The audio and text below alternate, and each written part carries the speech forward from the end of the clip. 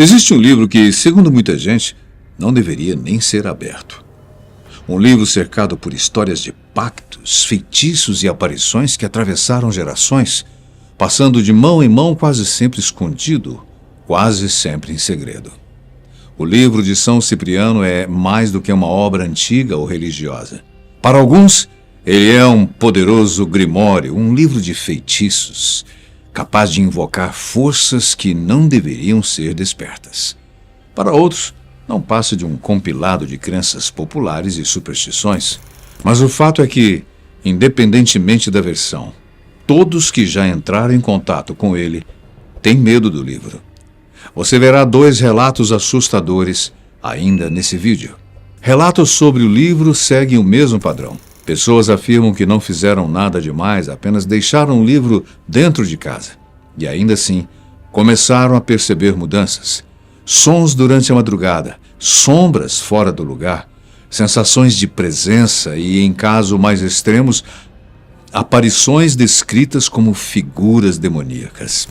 Histórias que podem parecer exageradas, mas que se repetem com uma frequência suficiente para deixar até os mais céticos de orelha em pé. O que há nesse livro que provoca esse tipo de reação, hein? Bem, para respondermos essa questão é necessário entender a origem do livro. O primeiro passo é saber quem é ou quem foi São Cipriano, mas aqui já começa a confusão.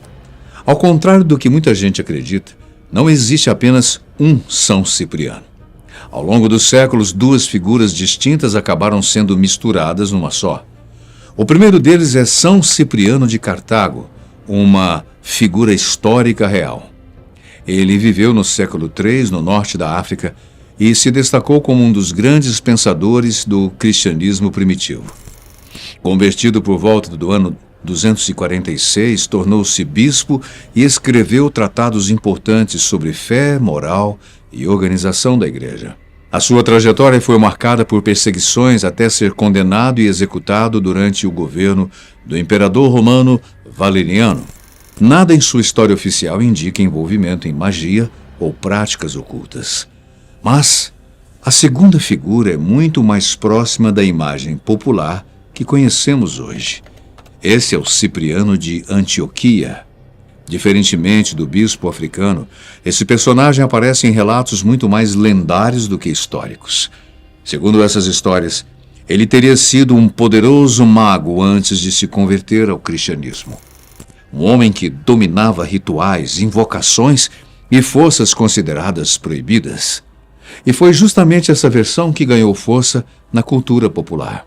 Aqui fala de pactos, de invocações, de um homem que teria ido longe demais e descoberto algo que não deveria. A narrativa descreve Cipriano como um homem que teria feito pactos com entidades, invocado demônios e explorado os limites do conhecimento oculto. Mas em algum momento, algo teria mudado. Segundo a tradição mais difundida, tudo muda quando Cipriano é procurado por um jovem chamado Aglaias. Ele estaria desesperado para conquistar uma mulher chamada Justina, uma jovem que havia se convertido ao cristianismo e feito um voto de pureza. Incapaz de convencê-la por meios comuns, Aglaias recorre ao que acreditava ser o maior mago de sua época. Cipriano aceita o desafio. Para ele, seria apenas mais uma demonstração de poder. Confiante, Cipriano faz tudo o que sempre fez e sempre funcionou.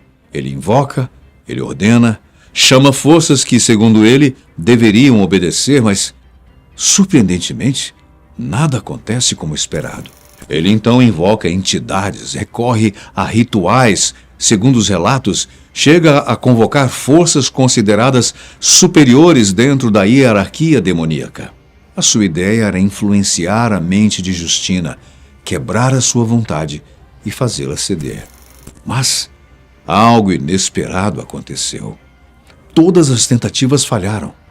Independentemente do ritual ou da entidade invocada, Justina resiste. A explicação dada pelas narrativas é sempre a mesma: a fé. Justina teria se protegido apenas fazendo o sinal da cruz e invocando o poderoso nome de Cristo. E diante disso, as forças que Cipriano acreditava controlar simplesmente recuaram. Para alguém que até então acreditava dominar o invisível, aquilo representava algo impossível de ignorar. Pela primeira vez, o poder que ele conhecia encontrava um limite. A partir desse ponto, a história toma um rumo diferente. Cipriano não apenas falha, mas também começa a questionar tudo o que ele acreditava saber. Se as entidades que ele invocava não conseguiam vencer algo aparentemente simples, então talvez aquele poder não fosse absoluto. Segundo a lenda, esse momento marca uma ruptura. Cipriano abandona os seus rituais, renuncia aos pactos que teria feito e decide converter-se ao cristianismo. Como prova dessa mudança, ele teria reunido todos os seus livros, anotações e conhecimentos acumulados ao longo dos anos e queimado tudo publicamente. Um gesto simbólico, mas também definitivo. Era o fim de uma vida dedicada à magia e o início de uma nova trajetória. Cipriano se torna, então, um cristão devoto, distribui seus bens e passa a viver de forma simples. Mas a história não termina ali. Assim como outros convertidos daquela época, ele acaba sendo perseguido pelas autoridades romanas. Ao lado de Justina, ele é preso, torturado e, por fim, condenado à morte. Ambos são executados, e suas histórias terminam com o mesmo desfecho de muitos mártires cristãos: sofrimento, resistência e morte em nome da fé. O problema é que essa história nunca foi completamente encerrada. Porque, se ele realmente dominava todo esse conhecimento antes de abandonar a magia, o que aconteceu com esses ensinamentos? Será que tudo foi realmente destruído? Ou parte disso teria sido preservada de alguma forma? É exatamente nesse ponto que nasce a ideia de que o livro de São Cipriano seria, na verdade, um registro desse conhecimento perdido, algo que sobreviveu ao tempo, mesmo contra todas as tentativas de apagamento. Mas, afinal, o que há dentro desse livro? Você deve estar se perguntando. A resposta mais honesta é: não existe uma única resposta. O livro de São Cipriano não é uma obra fixa, com um conteúdo definido e original preservado ao longo dos séculos. Pelo contrário, o que circula hoje são diversas versões, muitas vezes com conteúdos completamente distintos entre si. Algumas edições são pequenas, outras extremamente longas, algumas mais religiosas, outras voltadas mais para as práticas consideradas ocultas. De uma forma geral, o que se encontra nessas edições é uma mistura de conteúdos. Há orações, simpatias, receitas populares, interpretação de sonhos, práticas de proteção espiritual e também textos ligados à magia ritualística. Algumas páginas ensinam desde coisas simples como afastar o mal-olhado, até rituais mais complexos que prometem influenciar situações específicas da vida, como atrair dinheiro, conquistar alguém ou resolver conflitos. Tudo isso reunido sem uma organização clara, como se fosse um grande compilado de saberes acumulados ao longo do tempo. E é exatamente isso que diferencia esse livro de outros textos religiosos ou históricos. Ele não foi criado para ser apenas lido, mas para ser usado. A proposta não é de contemplação, mas de ação. Cada página carrega uma promessa implícita de resultado. E, independentemente de se acreditar ou não nessas práticas, o fato é que esse tipo de abordagem sempre exerceu um fascínio muito forte, principalmente em contextos em que as pessoas buscavam soluções imediatas para problemas reais. Um dos relatos mais inquietantes eu vou lhe contar agora. Ele começa de forma quase banal, como tantas outras histórias que parecem inofensivas no início. Veja só. Um homem chamado Leonardo, morador do interior de Pernambuco, conta que tudo começou após a morte da própria avó, uma benzedeira conhecida da região. Para ele, ela sempre foi a avó. Mas para a cidade, era alguém que lidava com forças que nem todo mundo entendia. Antes de morrer, ela deixou um pedido específico ao marido: que certos objetos fossem destruídos imediatamente ou levados à igreja. Aquilo não era uma sugestão, era uma ordem. E, segundo ele, havia um motivo muito claro para isso. Ela sabia exatamente com o que tinha lidado ao longo da vida. E não queria que aquilo permanecesse entre a sua família. Só esse pedido já levanta uma forte suspeita, né? Entre os objetos havia de tudo: textos antigos, cartas, cadernos, frascos vazios e anotações espalhadas. Mas o que realmente chamava atenção estava escondido no fundo de um saco preto, envolto num pano vermelho, já desgastado pelo tempo. Interessante a presença das cores preto e vermelha nessa experiência, né? E envolto então nesse pano estava o livro. Um exemplar antigo do livro de São Cipriano, com sinais claros de que havia passado por muitas mãos. O avô, ao ver o neto tocar o livro, reagiu de forma incomum. Ele tentou impedir, alertou, insistiu para que aquilo não fosse levado para casa. Mas conhece o ser humano, né? A curiosidade falou mais alto. E é aí que a história começa a sair do controle. No início, nada parecia fora do normal. Ele abriu o livro, folheou algumas páginas e percebeu algo que não estava ali por acaso. Anotações feitas às margens. Nomes, datas, pequenas frases como funcionou, foi cobrado, voltou. Não era um livro comum, era um registro, um histórico de uso. Mesmo assim, num momento de fragilidade pessoal, enfrentando problemas financeiros e emocionais, ele decidiu testar uma das orações. Algo simples, sem ritual elaborado, sem velas ou invocações. E nos dias seguintes, a realidade começou a mudar. Problemas que estavam travados começaram a se resolver. Dívidas foram pagas sem cobrança. Oportunidades surgiram de forma inesperada. Situações que pareciam perdidas simplesmente se reorganizaram, e tudo rápido demais. Foi isso que gerou o primeiro sinal de alerta, porque, ao mesmo tempo em que as coisas melhoravam, algo ao redor começava a se distorcer.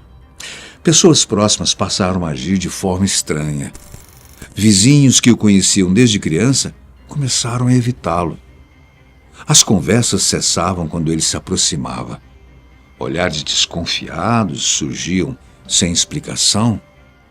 E num dos episódios mais marcantes, uma mulher puxou o neto pelo braço ao vê-lo, como se estivesse afastando-o de um perigo invisível. Estranho aquilo. Não foi feita nenhuma acusação direta, nem sequer deram uma explicação para ele. Era apenas um comportamento coletivo sem sentido. Bem, mas logo depois vieram os fenômenos mais difíceis de ignorar.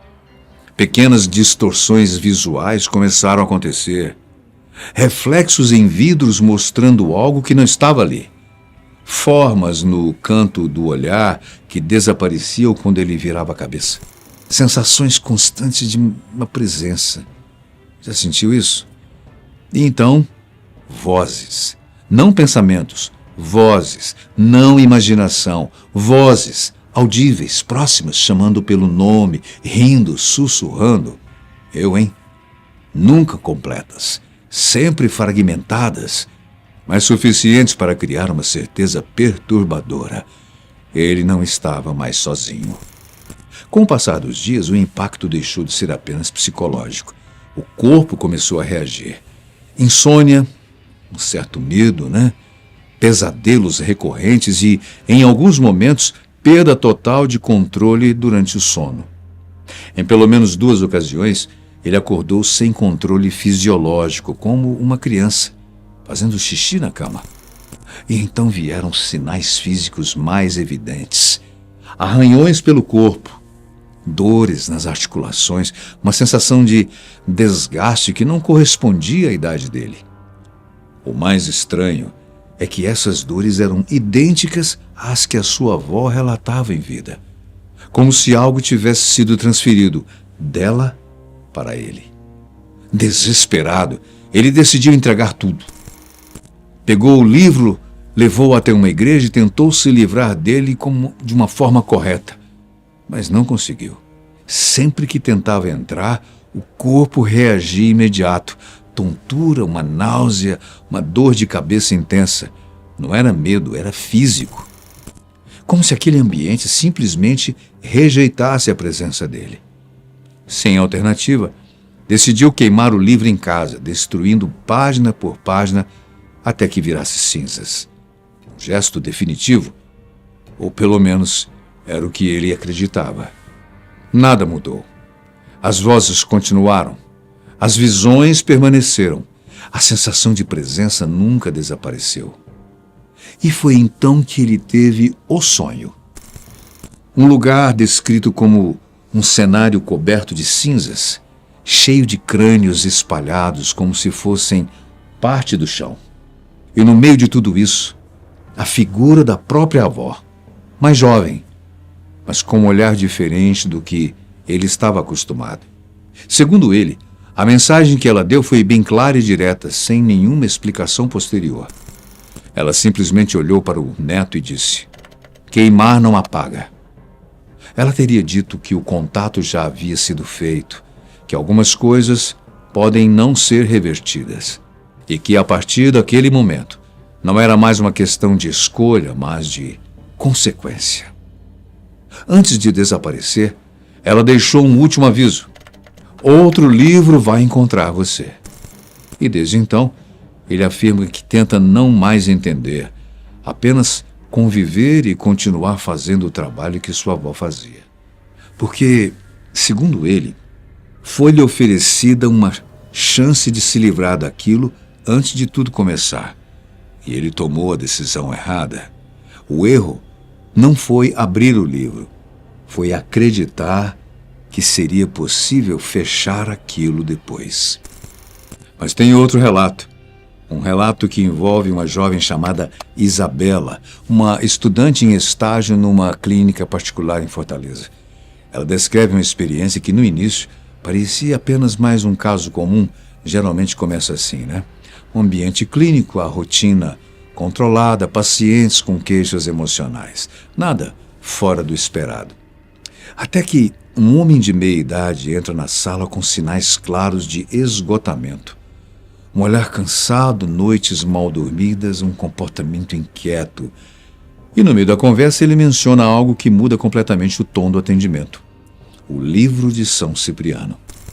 Segundo ele, havia comprado o livro num sebo no centro da cidade e usado num ritual específico para quebrar uma suposta amarração amorosa. Até ali, para Isabela, aquilo parecia apenas um caso clássico de ansiedade misturada com sugestão psicológica. Mas o relato do paciente não se limitava a isso. Ele dizia sentir que estava sendo seguido, passos atrás dele. Uma sensação constante de observação, sonhos perturbadores. Tudo isso descrito com um nível de convicção que começou a incomodar. Na sessão seguinte, ele leva o livro até a clínica. Um exemplar antigo, desgastado. Ao folhear, Isabela percebe algo incomum. Páginas coladas. Não era algo recente. Parecia antigo, como se algo tivesse sido deliberadamente escondido entre elas. Com a autorização do paciente, ela separa duas dessas páginas e encontra fotografias nelas. Fotografias antigas, em preto e branco, de pessoas desconhecidas. No verso, nomes completos e datas escritas à mão. Aquilo não fazia sentido num livro como aquele. E foi nesse momento que a curiosidade deixou de ser apenas profissional. Mais tarde, já sozinha, ela decide pesquisar aqueles nomes. Alguns deles coincidiam com registros reais de pessoas desaparecidas na região de Fortaleza. Isso entre as décadas de 70 e 2000. Não havia prova direta de ligação, mas a coincidência era forte demais para ser ignorada. E antes que pudesse investigar mais, o paciente simplesmente desapareceu. Ele nunca mais retornou à clínica.